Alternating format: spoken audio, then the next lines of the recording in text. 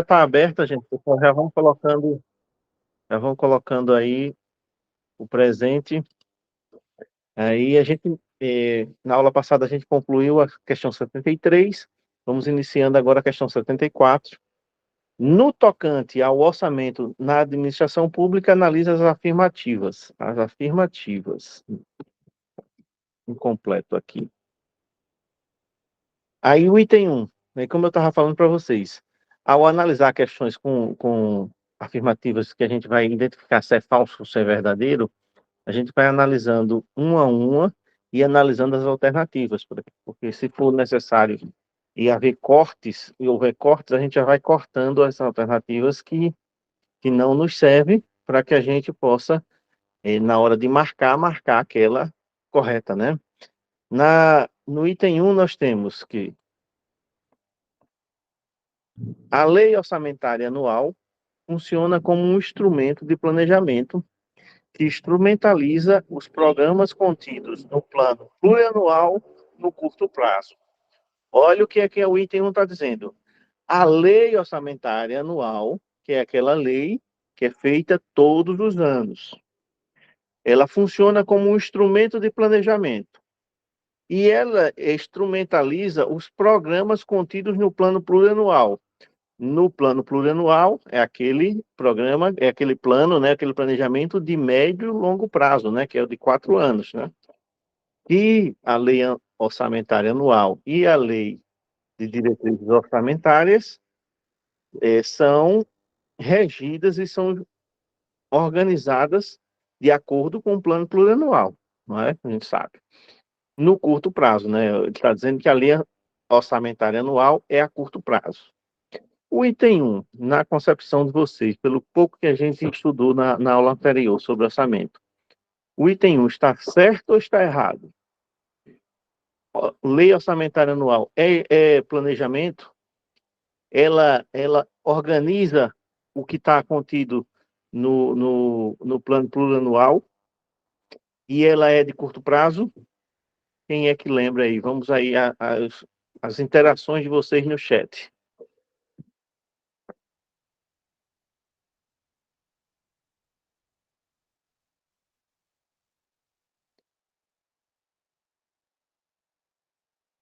Marlene, ficamos na 52. 52. Isso aí foi no regime jurídico, Marlene. Foi a questão 52, foi no regime jurídico. Agora, hoje é lei orgânica. É tanta da lei, né, Marlene, que acaba embaralhando, né? Faz parte, faz parte.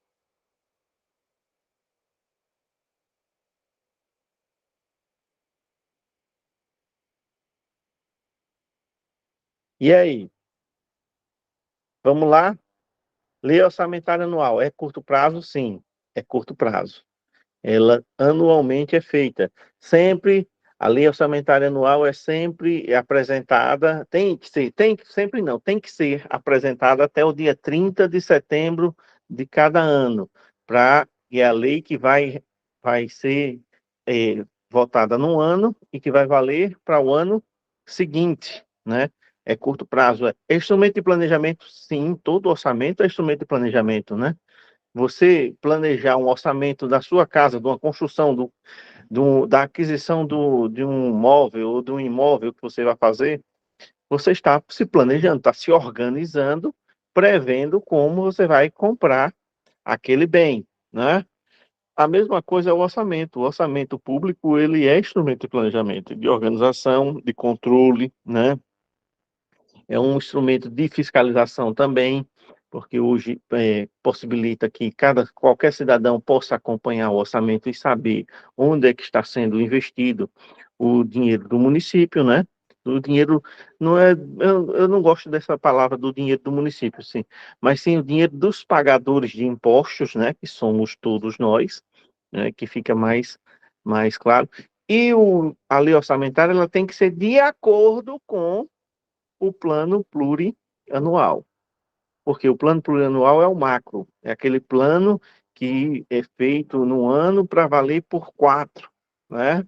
Praticamente o mandato todo é baseado nesse plano plurianual. Todos os programas, todos os projetos, as previsões de receita, todas as previsões de despesa estão nesse plano, nesse planejamento. O próprio nome disse plano, é uma organização planejada com o objetivo de organizar o orçamento público durante 4 anos, para que possa ser fiscalizado pela Câmara, para que possa ser fiscalizado por cada cidadão, para que possa ser prestado contas do uso do recurso público, né?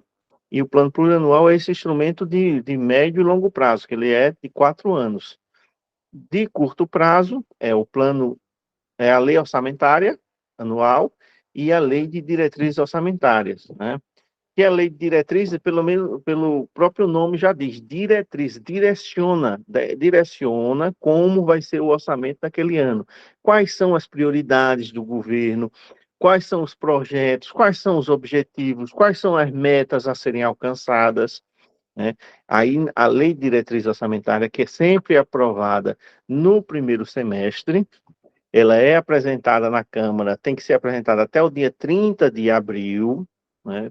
Vão guardando essas leis, essas datas, que essas datas são importantes e são alvos de perguntas também.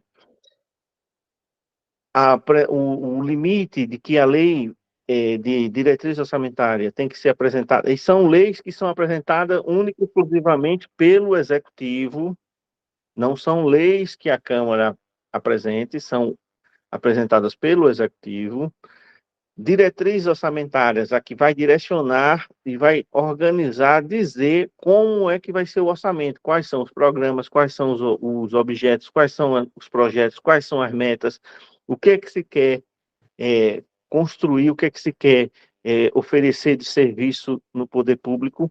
Ela vem no primeiro semestre, que é consolidada com o segundo semestre a lei orçamentária anual, que ela tem que ser apresentada pelo Executivo também, exclusiva do Executivo. Legislativo não apresenta orçamento. Legislativo pode modificar orçamento, pode colocar uma emenda, pode retirar alguma coisa que esteja fora do contexto, mas o Legislativo não apresenta o orçamento. Quem apresenta o orçamento é sempre o Executivo.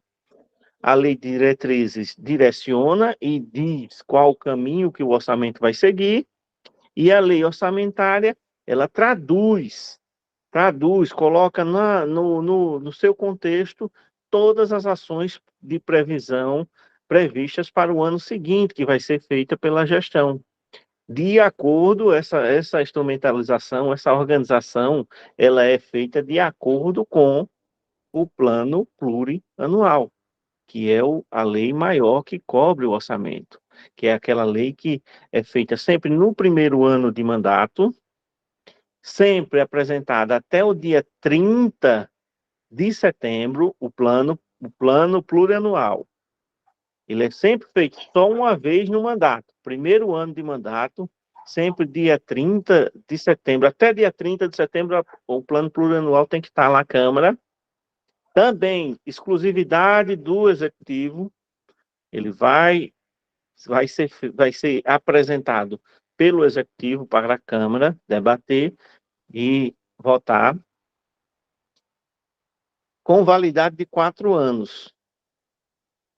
Começa sempre, aprovado num ano, começa a valer no outro. O nosso plano plurianual atual, ele foi votado em 2021, foi em 2021 votado, começou a valer em 2022, estamos em 2023 sobre a égide, sobre o, o vigor desta lei, né? Vai para 2024, 3 anos, né? Aí 2025, primeiro ano do próximo mandato, ainda é o plano plurianual feito agora nesse mandato. Por quê? Porque é um plano de continuidade. Ele existe, e a sua essência é para que ao mudar um governo, uma gestão, não perder o direcionamento e o encadeamento da administração pública. Porque O que acontecia antigamente, antes do plano plurianual? Antes dessa organização, antes do planejamento ser voltado para o controle, para a organização do Estado, mudava-se o governo, tudo que era do governo anterior era engavetado, ou parado, ou destruído, e iria se criar um outro caminho. Mas a administração, com isso, perdia na qualidade, porque os serviços ficavam na metade, os projetos parados, o dinheiro do pagador de imposto, que somos todos nós, mal utilizado, né? Ocasionando prejuízo para a administração e para os contribuintes, né? Nesse contexto, o plano plurianual veio para dar uma continuidade, passando de um mandato para o outro. E aí os programas, os projetos vão ter uma continuidade e os gestores vão se adaptando a esse e vão trabalhar para organizar o seu plano plurianual, quais são as suas prioridades, quais são os seus projetos, quais são as suas ideias e quais são os seus objetivos, metas que querem alcançar naquele mandato. Aí eles aprovam o plano plurianual no primeiro ano de mandato, que tem validade de 4 anos, né? Pegando o primeiro ano do mandato seguinte, ainda em validade, com validade, né? Então, o item 1, a gente percebe que o item 1 condiz com a realidade do orçamento, né? O item 1 é todo verdadeiro, né? Ele é um instrumento de planejamento, que organiza, que instrumentaliza todos os programas contidos no plano plurianual. Ele vai trazer para a lei orçamentária anual a parte do plano plurianual que vai ser utilizado, que vai ser executado naquele ano. Quais são os projetos, quais são os programas, quais são as metas, quais são os objetivos, quais são os serviços que vão ser oferecidos. Tudo está no plano, na lei orçamentária anual, mas que é uma parte do plano plurianual, que é aquela lei maior que vale por 4 anos, né? E a lei orçamentária anual, ela é de curto prazo, ela tem validade de 1 ano, né? Lei orçamentária, lei de diretriz orçamentária são de curto prazo, são de validade de 1 ano. O plano plurianual, que é uma outra lei, né? Esta é de médio e longo prazo, que ela tem validade de 4 anos. Tá? Ficou claro, gente? Vocês estão compreendendo o meu raciocínio? Vocês estão entendendo? Eu estou falando rápido, estou falando tranquilo, dá para acompanhar? Né? Então, aqui a gente já sabe que um está correto, aí aqui a gente vê que a letra B aqui, ela já não nos serve, né? A gente pode ter A, C ou D, mas a letra B a gente já sabe que não nos serve, porque não temos o item 1 como verdadeiro, né? Então, vamos analisar agora o item 2. O orçamento anual é uma ferramenta de nível operacional do governo, na qual se insere os créditos orçamentários que serão utilizados na aplicação das políticas públicas de médio e longo prazo. O orçamento anual, ele está falando da lei orçamentária anual. A lei orçamentária anual é uma ferramenta operacional, uma linguagem puramente da administração. Planejamento estratégico, operacional ou planejamento. São 3 planejamentos, agora não me recordo mais. Mas essa linguagem toda. Agora, o erro está aqui, está onde? O erro está aqui, ó. Quando ele fala que a lei orçamentária anual ela é de médio e longo prazo. 1 ano só. É 1 ano só. Como é que é médio prazo 1 ano? Né? 1 ano é curto prazo. O que a gente observa aqui? O que a gente observa aqui? Que com a letra, com o item 2 aqui errado, a nossa resposta, né? Sem antes, nem antes mesmo da gente Analisar a letra, o item 3, a gente já sabe que a resposta é a letra C. Né? Por quê, professor? Como é? Só analisar as outras alternativas. A alternativa 1 tem o item 2.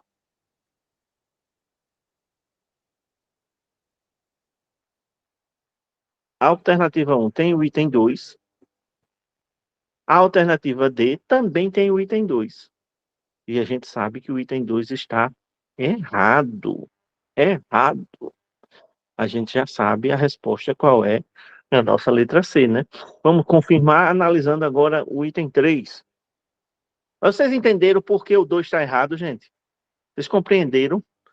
O erro do 2 está em dizer que a lei orçamentária é um instrumento de médio e longo prazo. Médio e longo prazo é o plano plurianual. A gente tem que guardar essa informação, que é uma informação importante. Vamos lá, gente. Entenderam, compreenderam? Podemos seguir, né? Aí vamos analisar aqui o item 3. No município, o controle externo, ou seja, a fiscalização, é exercida pela Câmara Municipal com o auxílio do Tribunal de Contas Estadual ou, se houver, o municipal. Controle externo, Câmara Municipal. É um setor, um poder atuando sobre o outro. A gente viu isso na aula passada e teve algumas questões que o pessoal confundiu, né? O controle externo a gente não pode esquecer. Controle externo está falando da Câmara Municipal, que é exercido pela Câmara com o auxílio do Tribunal de Contas. Tribunal de Contas estadual, se houver do município. Só existe do município só aqui no Brasil, nos grandes centros, São Paulo, Rio, né, que tem Tribunal de Contas Municipal. Mas nós temos o estadual que lida com todas as câmaras, trabalha atuando em cooperação com todas as câmaras dos municípios do nosso estado. É o Tribunal de Contas do Estado que faz esse trabalho auxiliando as câmaras municipais. Então, quando fala assim, controle externo, está falando de Câmara de Vereadores com o auxílio do Tribunal de Contas. Se tiver uma questão falando que o Tribunal de Contas está superior à Câmara de Vereadores, está errado. Não é. Ele auxilia. Ele não tem hierarquia de ser superior à Câmara.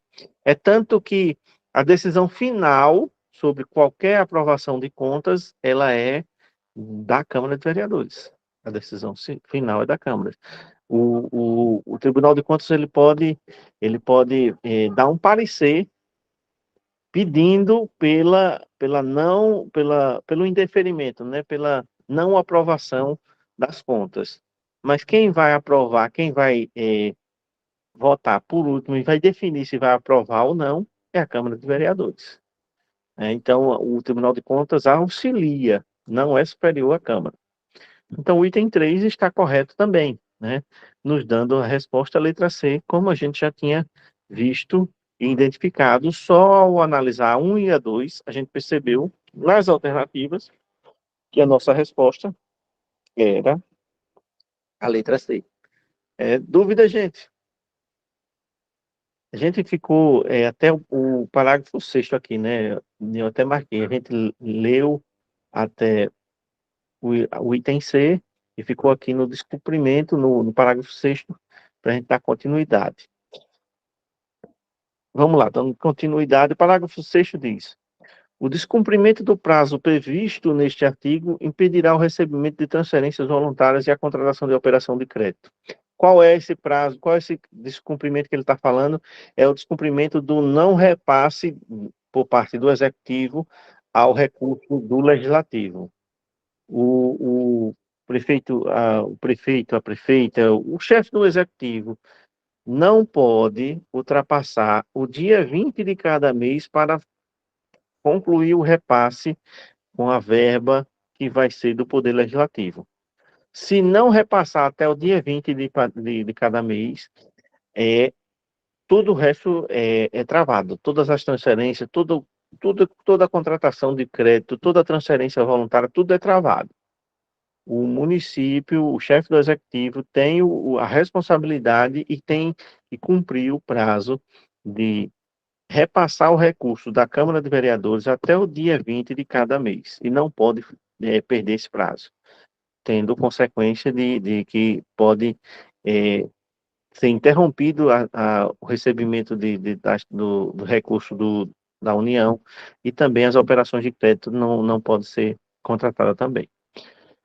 Aí o parágrafo 7º diz: para a efetivação do disposto do parágrafo 2º, serão observadas as normas no artigo 4º da Lei Complementar 101 de 2000, que é a Lei de Responsabilidade Fiscal. Vamos analisar o parágrafo 2º.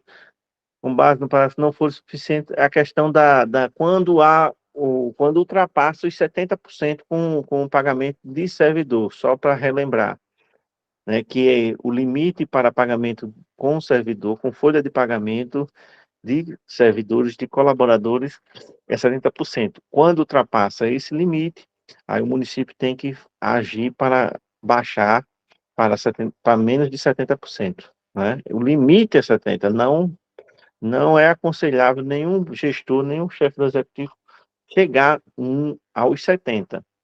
Por quê? Porque você chegando aos 70%, você não tem margem nenhuma para as particularidades e para as especificidades que acontecem com relação a pagamento de servidor.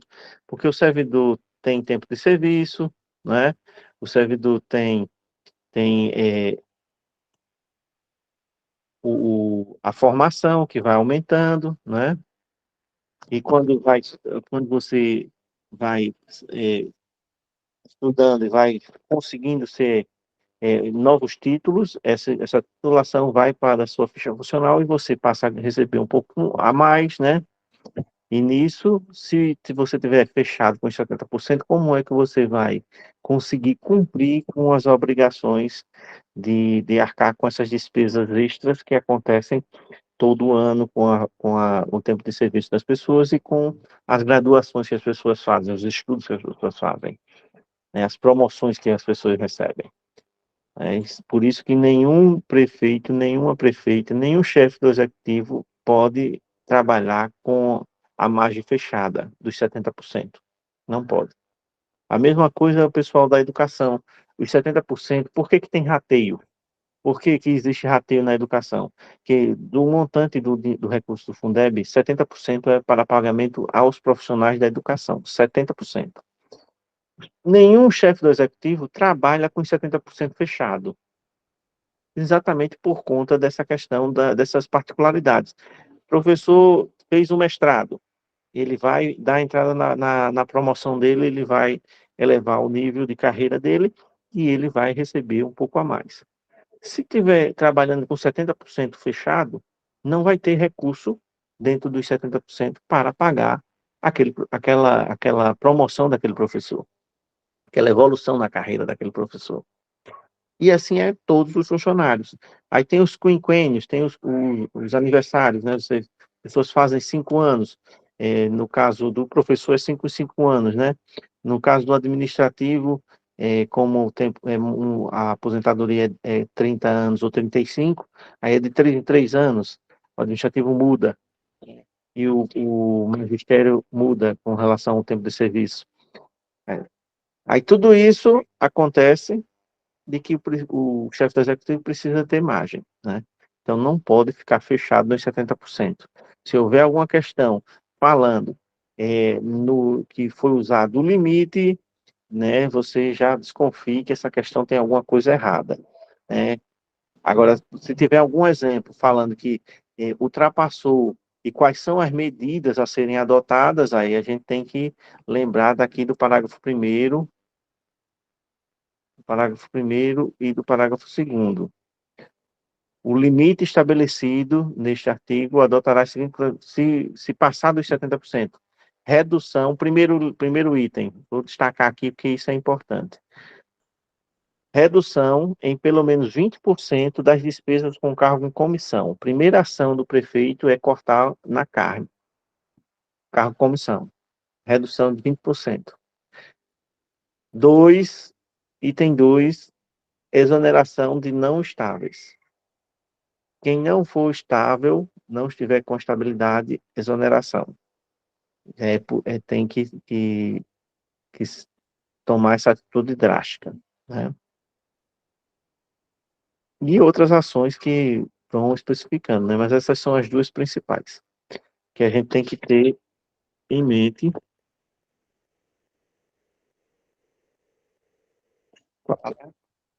Caso ultrapasse os 70%, as duas principais ações é essa, exoneração e a diminuição nas despesas com cargos comissionados.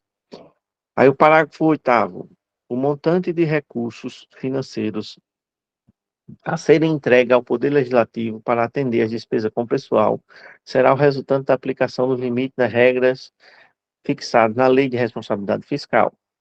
Para os fins previstos no artigo 168 da Constituição Federal, a entrega dos recursos financeiros correspondentes despesa total com pessoal por poder. Será o resultante da aplicação dos percentuais definidos neste artigo. No início a gente viu lá, que vocês lembram, que até eu falei que aquele contexto estava desatualizado, que era 8% repasse para o Legislativo. Esse repasse para o Legislativo de 8% foi antes da Lei de Responsabilidade Fiscal. Era antes da Lei de Responsabilidade Fiscal. Com a Lei de Responsabilidade Fiscal, passou-se a ser 6% para as cidades do nosso porte.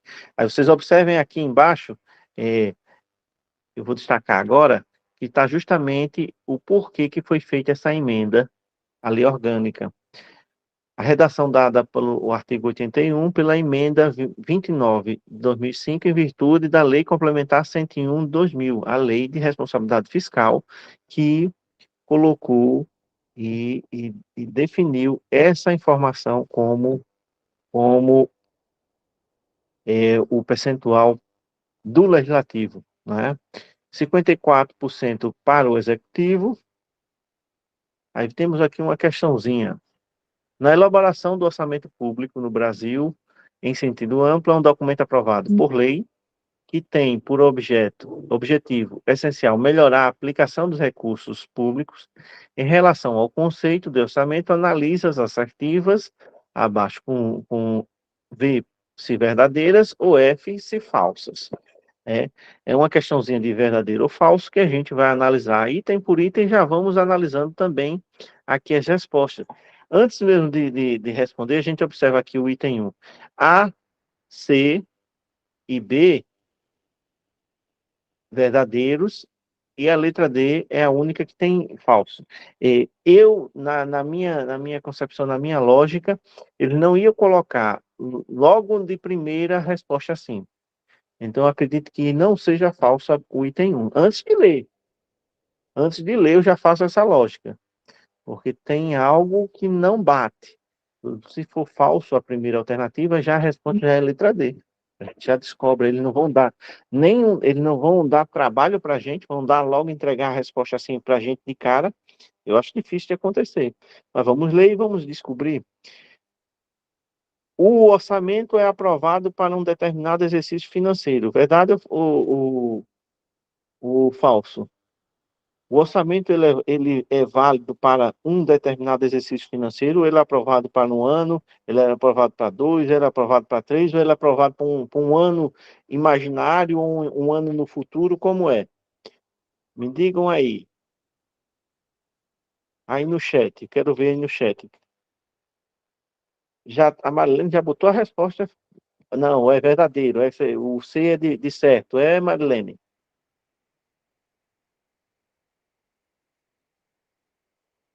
Ou você está dizendo que é a letra C, a resposta? Essa resposta aí foi da outra. Ah, da outra questão, né? Ah, tá. Foi no 74, viu? Tranquilo, tranquilo.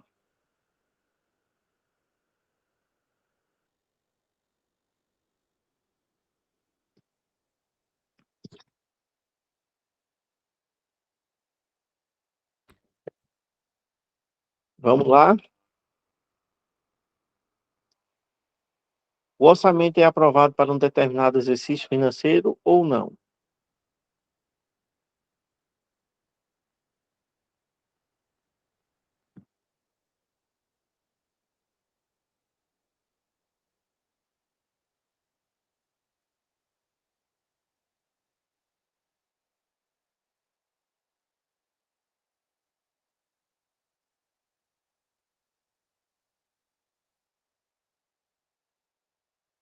Vamos lá, gente. Vocês não me deixem falando sozinho. Acabei de falar que o orçamento ele é sempre feito com validade para o ano seguinte ao que ele é aprovado. Se ele é feito sempre para o ano seguinte que ele é aprovado, é sempre para um ano específico. Ele é com um período determinado, um exercício financeiro determinado. É isso que significa o ser aprovado para valer no ano seguinte, é para aquele exercício determinado, definido. Não, não se faz um orçamento para o ano X. Não, é o ano seguinte. Sempre vai ser uma definição, sempre vai ser um exercício financeiro definido, né? Então, aqui, o item aqui está verdadeiro, né? O que já elimina a nossa alternativa D. Aí, o que que a gente observa aqui? A, I, C, F, né? E B, V. Vamos analisar e ver qual é, se a nossa resposta vai ser a letra B, ou se vai estar entre A e B, A e C, né? A e C. Se configura pela fixação de receitas e fixação de despesa. Orçamento fixa receita, fixa despesa, gente. Orçamento fixa receita e fixa despesa. Ele amarra quanto vai quanto vai ser gasto e quanto vai ser arrecadado. Fixa é você determinar, definir. O orçamento é assim.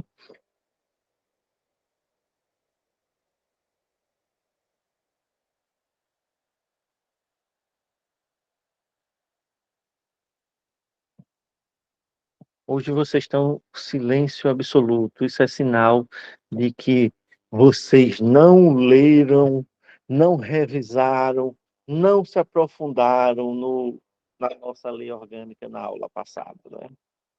É assim que o professor descobre. Se tivesse no dia a dia, a gente ia perguntar, e aí, responder essas questões, revisar o assunto, fosse presencial. Aí parece que vocês não fizeram esse trabalho, esse dever de casa.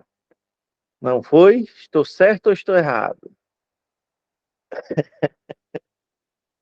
Mas é, gente, é, o orçamento ele estima, ele faz uma estimativa de receita e uma estimativa de despesa. Ele não fixa, ele não amarra quanto vai ser gasto, quanto vai ser recebido.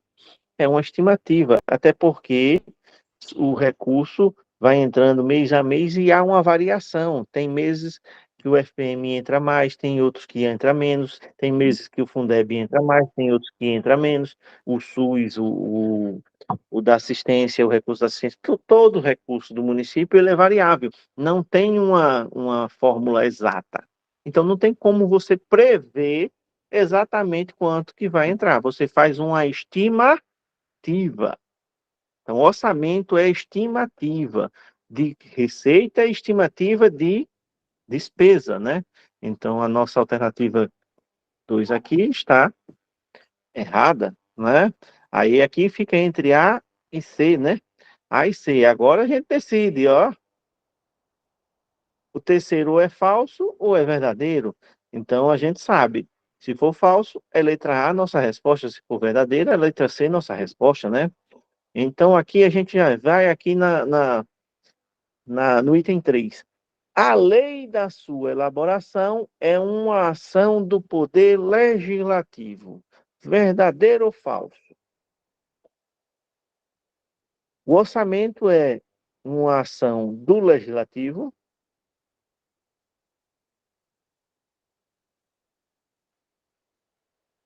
Acabei de falar nisso, olha. Se vocês prestarem atenção na resolução da questão anterior, eu falei sobre de quem é a iniciativa da lei, que é exclusiva. Eu falei até assim com esses termos, é exclusiva.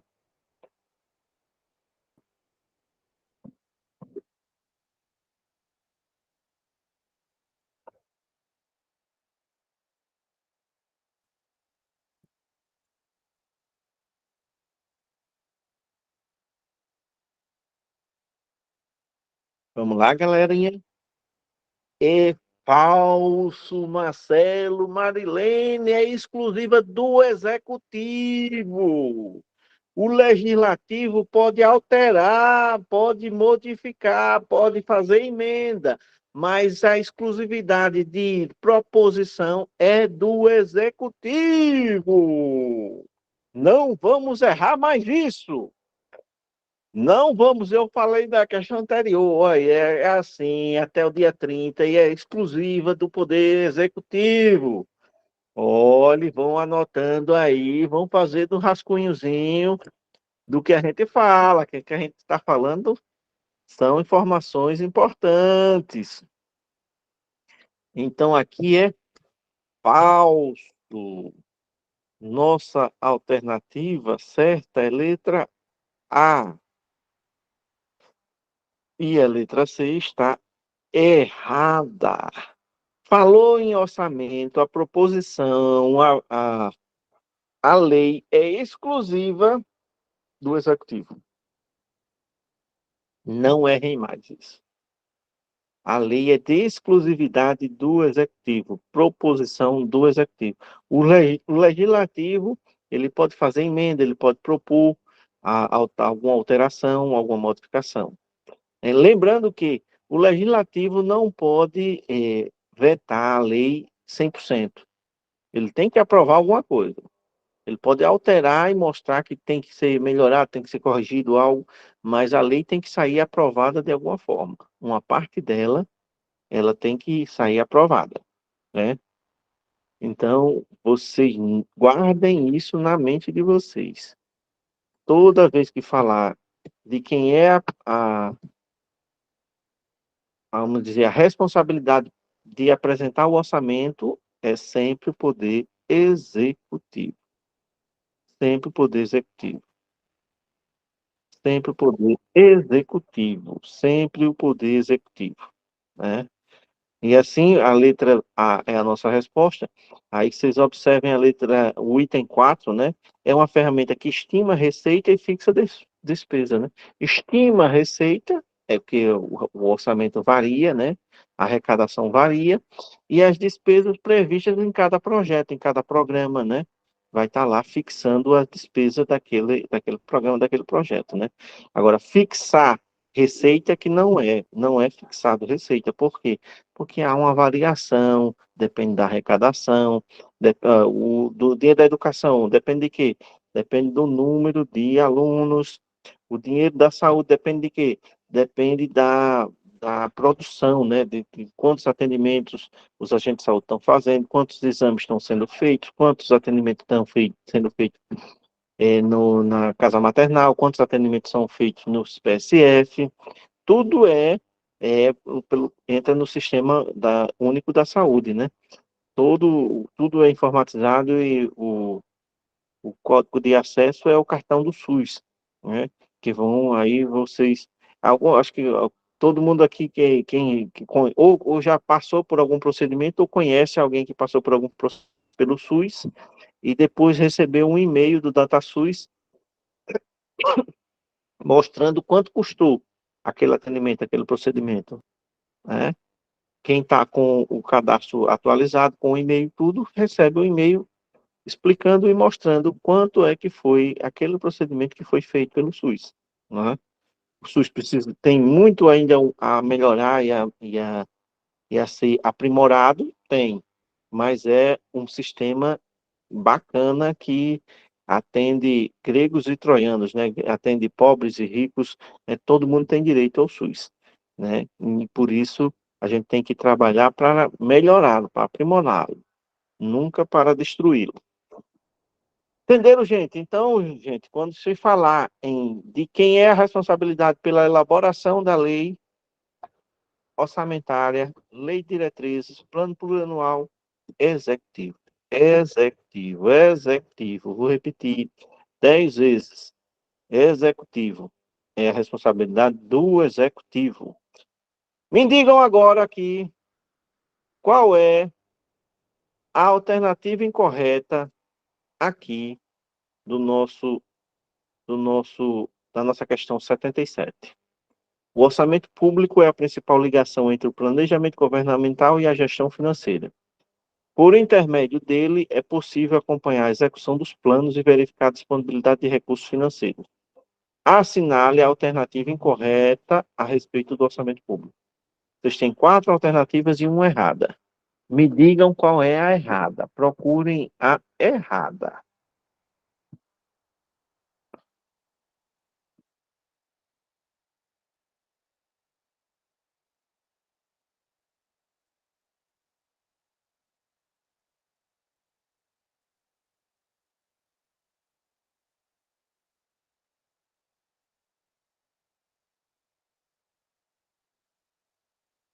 O Marcelo, Bruna já foram espertos, né?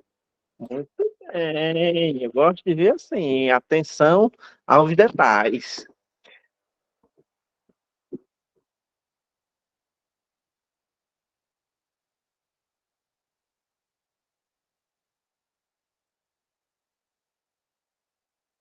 Vamos aí, gente. Só Marcelo e Bruna respondeu. Os demais.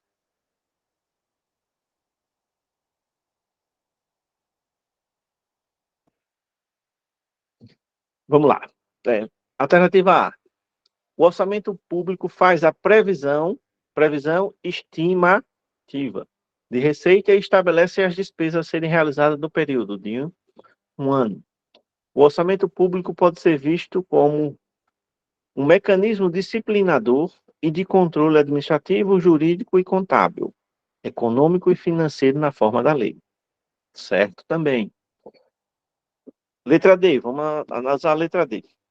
O orçamento é também o meio pelo qual o cidadão pode analisar onde e de que forma as políticas públicas estão sendo aplicadas e priorizadas. Certo também. Nossa resposta realmente é letra D. E o erro bem na cara quando diz planejamento comum,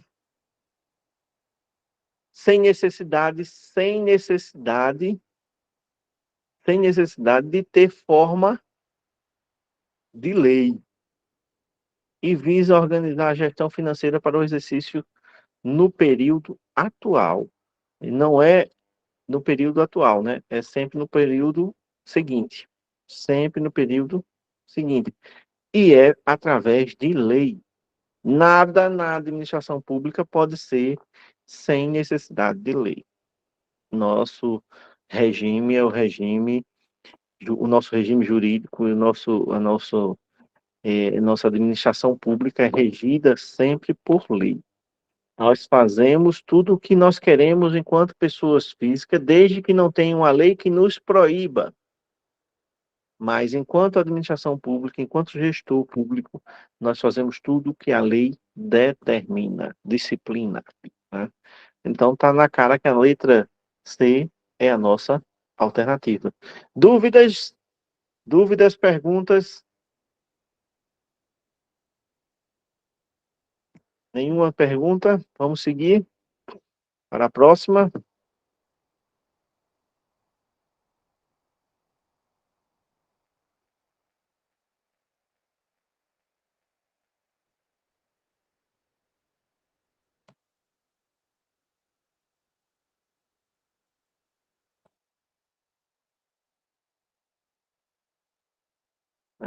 Fica melhor assim isso. Deixa eu ver se eu coloco esse para cá.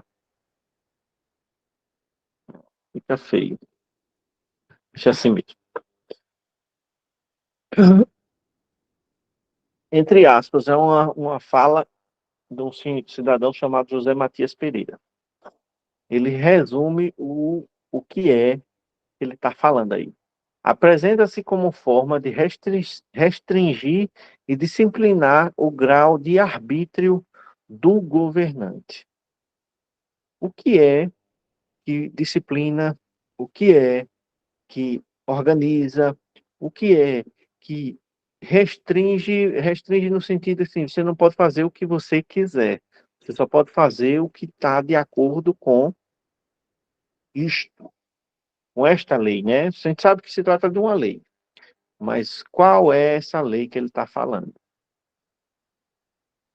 Eu gostei dessa interpretação.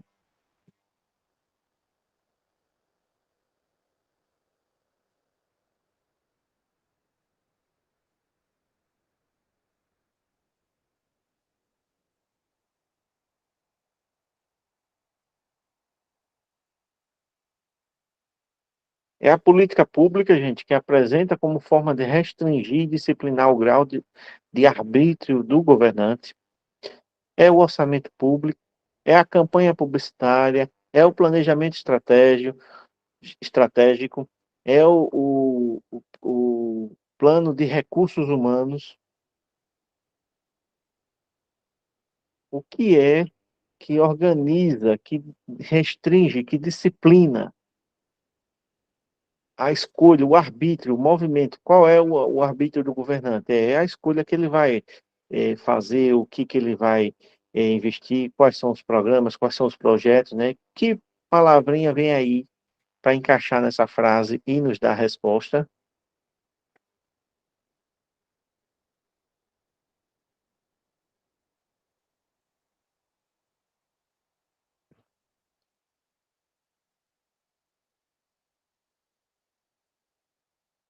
Margarete, Marilene, Bruna, exatamente, ambas estão corretíssimas. Ele está falando do orçamento público. E por que que ele restringe, gente? Porque o chefe do executivo não pode fazer nada fora do que está previsto no orçamento. Então há uma restrição. Você utilizar o recurso de maneira a usar fora do que está previsto no orçamento, você está cometendo um ato de improbidade.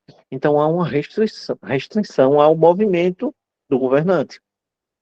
Disciplina. Por que disciplina? Porque ele lhe dá o direcionamento e você sabe que você tem que seguir aquela rotina, aquela disciplina para cumprir com o orçamento. Você tem que gastar o recurso de acordo com os programas, os projetos previstos nele. Quais são as prioridades, quais são os objetivos, quais são as metas a serem alcançadas, está tudo lá no orçamento público. É ele que vai fazer esse trabalho de organização, de monitoramento, de controle, né, para que o orçamento seja respeitado, né? Então, há essa restrição e há essa disciplina provocada pelo orçamento público.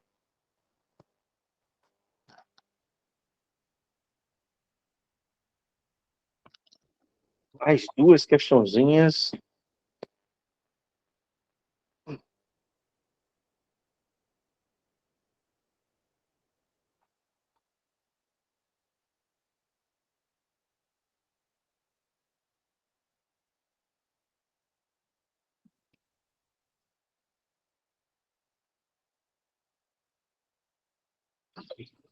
as duas questões, 79 e 80, gente. Vocês têm aí alguns minutinhos aí para me responder. Se é certo ou se é errado. Boa noite, Jaciara. Seja bem-vinda. Hoje está acompanhando a aula ao vivo, né? Boa noite, Nando. Hoje deu, viu? É assim mesmo. O importante é, mesmo quando não acompanhar ao vivo, acompanhar a gravação.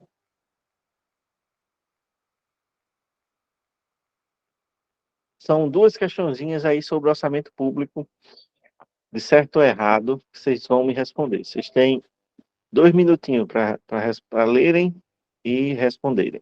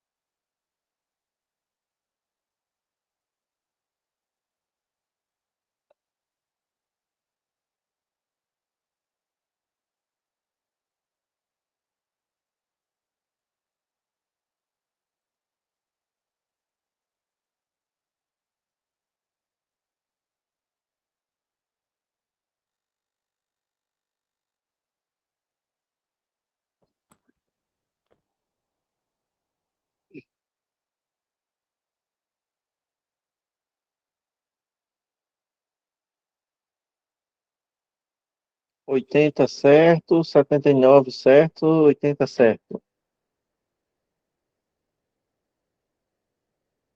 Marcelo, 79 falso, 80 certo. Bruna, certo, certo. Vamos lá, gente, mais respostas para a gente.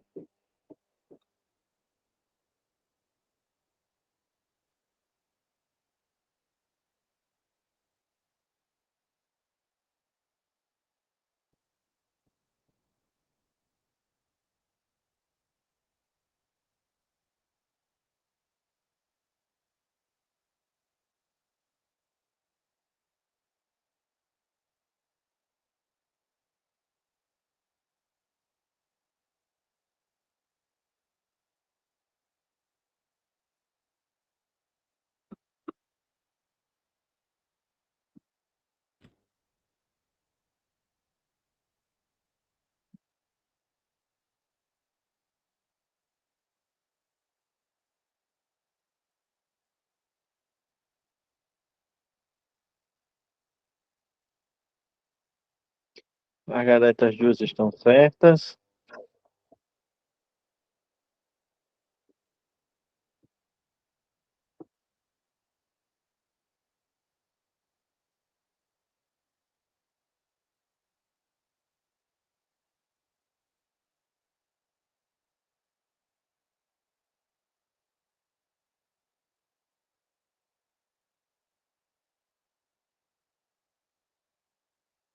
As duas estão certas, gente. As duas estão corretas. A interpretação, a interpretação é que a gente tem que entender e compreender o que ele está dizendo. Na 79, ele está dizendo: o orçamento é um instrumento de atuação do governo. Ponto. Verdade. É um instrumento de atuação do governo, materializando a sua programação, coerentemente com as funções atribuídas no Estado e discriminando a origem e o montante dos recursos a serem obtidos, bem como a natureza e o montante dos dispêndios a serem efetuados, estimando recurso, estimando e determinando, definindo e fixando despesa, né? Orçamento é estimar receita e fixar despesa. No que ele está colocando aqui, organização, materialização, programação, as funções do Estado, discriminando a origem, de onde é que vai vir o recurso, qual é o repasse, é da educação, é da saúde, é da assistência, é do FPM, é do ICMS que vai receber, tudo está no orçamento. Todos os recursos que o município recebe, o IPVA, o ICMS, o, o, os federais, do Fundeb, do SUS, né? A palavra que não entendi foi discriminando. Ele discrimina a origem, porque ele vai dizer de onde veio. Qual é a fonte, Marcelo? O discriminando aí, ele está se referindo que no orçamento vai estar lá dizendo se o recurso é do Fundeb, se o recurso é do IPVA, do Estado, se é do ICMS do Estado, se é do recurso do SUS, se é o recurso do SUAS, né, do Sistema Único de Assistência Social, se é recurso do FPM, o repasse dos municípios, né, pelo o Fundo de Participação do Município. Toda essa discriminação tem no orçamento. É, na próxima aula, eu vou ver se eu consigo ter acesso ao orçamento desse ano, ou o que está valendo, ou o que vai para votação. Vamos ver se eu consigo o arquivo, para mostrar para vocês como é o orçamento. Alguém aqui já viu o orçamento, já pegou o orçamento em si? O orçamento público? Já viu como é que ele é redigido? Às vezes uma linguagemzinha muito técnica, contador, né, o contador que entende mais detalhe, com mais detalhe. Mas, mas não, mas ele também a gente consegue interpretar e consegue perceber quais são as prioridades, quais são os projetos, quais são os programas que estão previstos nele. A palavra que não entendi foi discriminando. Entendi que o discriminando é a descrição do orçamento. Exatamente, é a descrição, a descrição exata da previsão orçamentária que vai receber, como também da fixação das despesas. É o que o orçamento, essa palavra discriminando aqui, ele está falando, né? A origem e o montante dos recursos, né? Ele vai discriminar direitinho a origem do recurso e a estimativa desse recurso, quanto que vai ser, bem como a natureza e o montante dos dispêndios a serem efetuados, né? Que aí de acordo com a execução dos projetos, a execução dos programas, né? O alcance das metas, é que vai ter as despesas, né? E na questão 80 diz, o programa de atuação do poder público em suas áreas e esferas é expresso pelo meio do orçamento público. Poder judiciário, poder legislativo, poder executivo. Ambos os poderes, em todas as suas esferas, eles seguem o orçamento público. A programação vai ser a do orçamento, né? E todas as esferas estão regidas pelo orçamento. É apresentado pelo executivo. Na esfera estadual e na esfera nacional também é o executivo responsável por apresentar o orçamento. O judiciário e o legislativo, eles têm uma base, né, do orçamento deles, que eles encaminham para o executivo junta tudo e manda para o legislativo aprovar em si. Mas quem apresenta, o judiciário não pode apresentar, o legislativo também não pode apresentar. E o legislativo ele pode alterar, pode fazer emenda, pode fazer alguma alteração, mas ele não pode apresentar. E o judiciário em si, ele só junta, manda para o executivo manda para o legislativo aprovar. E, então, as duas questõezinhas aqui estão corretas. Agora a gente muda e a gente sai do orçamento para falar sobre patrimônio público. Quando a gente fala em patrimônio, gente, com patrimônio, noção a palavrinha que está aqui na ponta da minha língua e eu não estou conseguindo lembrar o nome da palavrinha. Definição, a palavra é a definição. A definição de patrimônio, conjunto de bens, direitos pertencentes a uma pessoa, né? Na linguagem contabilística fala na hacienda. As pessoas é chamado hacienda, que não é a pessoa física em si, mas os bens que aquela pessoa tem, eles chamam de hacienda, que é o conjunto de bens, direitos tangíveis e intangíveis que é pertencente a alguém, né? Basicamente, patrimônio público municipal, o conjunto de tudo que você pensar, de bens, direitos, obrigações, todo aquilo que é tangível e aquilo que é intangível é, é pertencente ao município é chamado de patrimônio, né? Conjunto de tudo que você imaginar que seja pertencente à execução do serviço público, que seja pertencente às vias públicas, seja uma praça, que seja um terreno, que esteja localizado uma escola, que seja um ginásio de esporte, que seja um museu, que seja a área de preservação municipal, se caso houvesse, né? Patrimônio cultural e material é também patrimônio público, né? Também considerado, né? Então, gente, todo o patrimônio municipal, todos os bens que você imaginar que fazem parte do serviço público, que fazem parte da administração pública, ele integra o patrimônio. Aí nós temos aqui no artigo 83, integram o patrimônio municipal todos os bens a ele ora vinculados, em razão de domínio ou de serviço, e quantos mais lhe vierem a ser atribuídos, né? As praças são patrimônios do município, é patrimônio municipal. O campo de futebol municipal é patrimônio do município, os ginásios, as escolas, as creches. Foi inaugurado hoje uma creche, né, na Mata Limpa, na comunidade de Mata Limpa, e a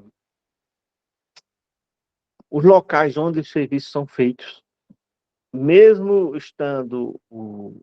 mesmo sendo alugado, aquele serviço ali, aquela atuação é pública. Então, aquilo que é oferecido de serviço é considerado patrimônio também do serviço público. Móveis, imóveis, bens de capital, bens duráveis, né? Os bens duráveis, tudo é da administração, é patrimônio público. 2.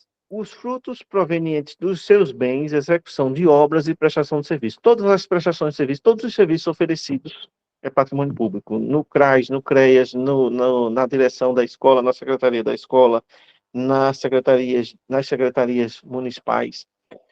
Todos os serviços oferecidos, tudo é considerado patrimônio público. Parágrafo 1º. Os bens públicos do patrimônio municipal serão inalienáveis. Inalienáveis o quê? Não podem ser vendidos, ressalvadas as hipóteses de desaforação e prévia autorização legislativa para transferência do domínio. Essa palavrinha desaforação, ela nem não existe nem no Google. O tio Google não sabia o que é que era, aí aparece desaforo. Mas a desaforação em si, ela significa, ele não pode ser vendido, mas ela pode ser doado, ele pode ser feito uma permuta, doado em situações, em algumas situações. Quais são as situações? Se for para uma instituição sem fins lucrativos, se for, se for para doação para um outro órgão, né, um outro órgão público, aí você pode fazer a doação, você pode fazer, mas você não pode vender. Agora tem as exceções, né? No caso, quando é móvel, carro, veículo, né? Você pode fazer uma licitação no, no, um processo licitatório no chamado leilão, né? Que eu já houve 2 leilões, agora recente, né? Nos últimos 6 anos, houve 2 leilões. Um no primeiro mandato da prefeita Tainá e um agora no início do segundo mandato, houve outro leilão. Venda de carros, tratores, né? Caminhões foram feitos. Nessa modalidade de leilão, né? E a licitação, quando é bem imóvel, veículos, consegue se fazer. Aí, ó, uma outra coisa, um outro detalhe importante aqui, é obrigatório o inventário anual dos bens integrantes ao patrimônio público municipal.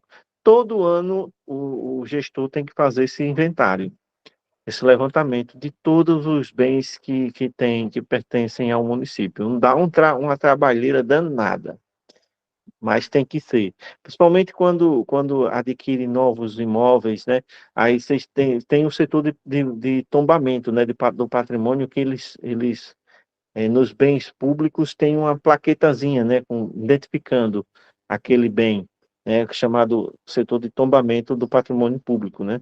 Acho que no município deve ter esse serviço também, que é para fazer esse acompanhamento.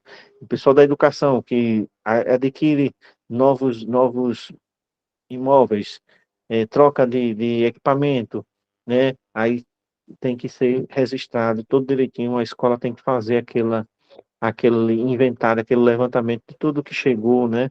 Tudo aquilo que é descartado também tem que constar também, né? Porque se trata de recurso público, né? Tem que ter esse controle. O artigo 84 nos diz: ao município, no exercício da sua autonomia, que lhe é assegurada, incumbe gerir os bens integrantes do seu patrimônio, controlando-lhes a utilização e promovendo-lhes a conservação, né? A conservação, a preservação do patrimônio público municipal é de responsabilidade do município, né? A Guarda Municipal, uma das prerrogativas é proteger e guardar, conservar o patrimônio público, né? Há esse viés de que a Guarda é protetor do patrimônio público municipal, né? Seja os prédios públicos, seja o serviço público, né, todos os conceitos de que pertence, tudo aquilo que pertence ao município, ele é considerado patrimônio público e tem que ser preservado, tem que ser conservado. Na questão 81, leiam esse conceito e me digam qual é a resposta.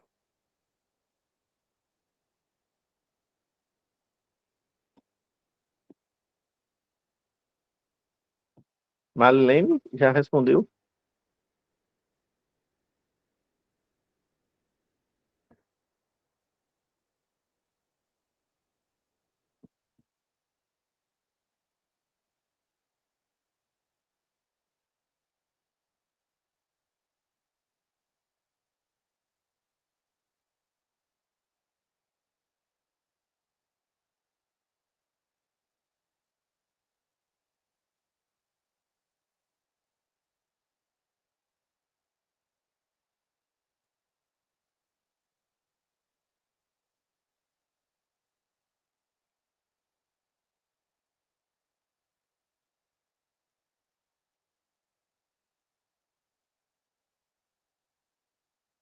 Todo mundo está certíssimo, todo mundo está correto.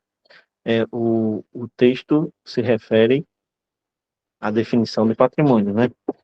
Tudo que pertence ao município é patrimônio público. Inclusive, gente, suas obrigações. Inclusive, suas obrigações. As obrigações também fazem parte do patrimônio público. E por isso que tem que ser sanada, né? O poder público não pode comprar e não pagar. O poder público não pode eh, deixar de pagar o seu servidor, né? Porque é obrigação, pertence a ele essa obrigação, essa responsabilidade, né? Tanto os bens como os direitos, mas também as obrigações, né? Vamos para a próxima. Assinale a alternativa que apresenta a principal característica do patrimônio público.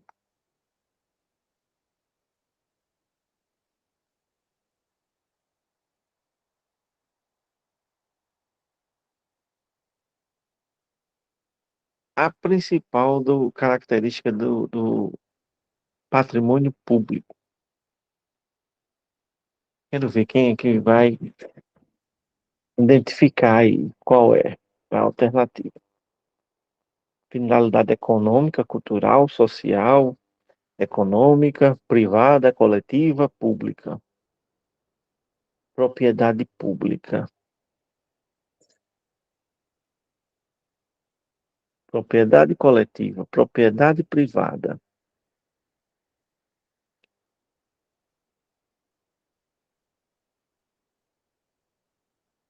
Estou em dúvida entre a C e a E. A sua dúvida é terrível. E tem uma casquinha de banana enorme aí que vocês ainda não perceberam. Vocês ainda não perceberam a casquinha de banana. E parece que muita gente caiu na casquinha de banana. 2 minutinhos, 8h15 eu respondo essa. Vamos pensando aí, vamos pensando.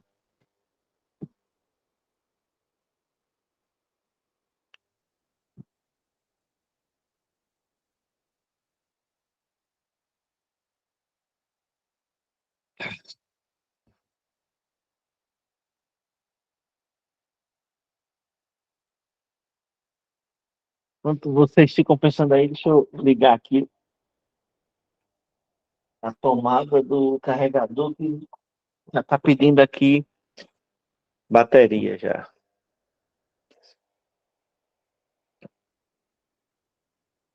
C, E, B.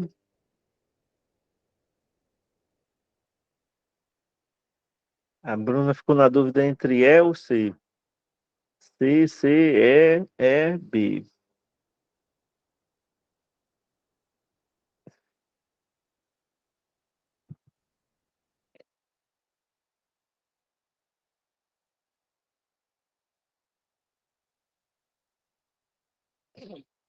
A única alternativa de um contexto diferente aqui das demais é a privada. A casca de banana exatamente está aqui, gente. Coletiva e pública são as mesmas, se representa a mesma coisa.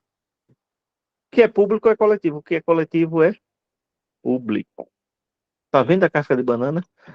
Não é finalidade econômica, não é finalidade econômica. Finalidade do orçamento não é econômica. Quem tem finalidade econômica é empresas privadas. Não é cultural, não é social. Ela é estratégica. Acho que é Gleice da Silva, né? Gleice Silva. Gleice Silva Gleice Tavares, Gleice Silva. percebeu a casca de banana. Ah, é de propriedade coletiva. Aí todo mundo excluiu coletiva, foi na pública. Não foi isso que aconteceu? Só que a finalidade do orçamento ela é estratégica. Ela é aquela garantia de que o município vai ter como arcar com as suas obrigações e também tem recurso para e tem bens e direitos, né, para administrar, conservar esses bens e direitos, né? A casquinha de banana estava só nessa palavrinha aqui, coletiva. Se aqui fosse pública, se tivesse pública, todo mundo tinha marcado letra B, não era? Cuidado, lembrem, coletiva, uma coisa que é de propriedade coletiva, várias pessoas, né? No sentido aqui, o orçamento público é o patrimônio público, né? O patrimônio público, tirando o orçamento, deixa o orçamento para trás, né? A gente já está em patrimônio. O patrimônio público, ela é da coletividade. Todo mundo é dono e todo mundo é responsável por ele, pela manutenção, né? Pela conservação, né? Ninguém pode depredar e destruir o patrimônio público, o patrimônio coletivo. Casquinha de banana danada essa questão, quando eu peguei ela, eu ainda fiquei pensando, disse, rapaz, aí depois eu olhei a finalidade, disse, não é finalidade econômica, não é cultural, não é social, a finalidade é estratégica. Aí foi que caiu a ficha. Coletivo, Nando, público, oi. pública e coletiva tem o mesmo significado, né? Porque é coletiva de todos e pública de É, todos, né? exatamente. A casquinha de banana foi justamente esse jogo com essas duas palavras. Com essas duas palavras. Mas ninguém vai errar. Quando chegar na prova, se tiver lá o coletivo, todo mundo vai dizer pública, pública, pública. Vamos dar um intervalozinho. A gente retorna daqui a pouquinho. Alguém perguntou alguma coisa? Fiquei na dúvida pelo fato de que uma é uma coletividade de todos os setores. Exatamente. A dúvida foi essa mesmo, Jorge. Um intervalozinho. Daqui a 20 minutinhos a gente retorna, viu? Eu parar a gravação para não ficar um vídeo muito comprido.